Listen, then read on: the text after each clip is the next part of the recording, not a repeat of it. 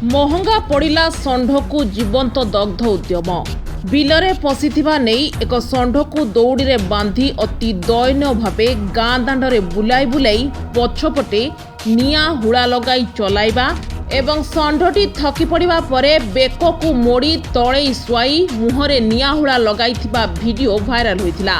तेबे एने बजरंग दलर कर्मी रंजन कुमार मल्लिक पक्षरु थाना रे एतला दिया जाइथिला। पुलिस पक्षरु त्वरित पदक्षेप नियाजिबा सहित प्राथमिक तदंत परे दुई अभियुक्त प्रियरंजन पात्र और रतिकांत पात्र को गिरफ करा जाई रविवार कोर्ट चालान करा जाइछि। एभली निंदनीय घटना भद्रक जिला वासुदेवपुर ब्लॉक सुग पंचायत रे देखिबाकु मिलिछि।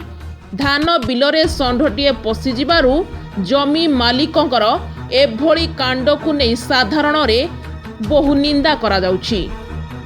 वृषभ को आम पूजा करूँ तेणुक से वृषभ को एमती गाँ मझीरे समस्त सामना एमती करवाटा निहाती निंदनीय घटना। तेणु ये प्रति आम सचेतन प्रशासन को आम जनईचु लिखित भाव में राति मध्य गिरफ करके आणिकी थाना बसई। एटा आईपीसी धारा अनुसार जहाँ भी कार्यानुष्ठान थिबो से माने ग्रहण करिवे बोली आमको प्रतिश्रुति मध्य देइचंती। ब्यूरो रिपोर्ट संभव टीवी ओडिया।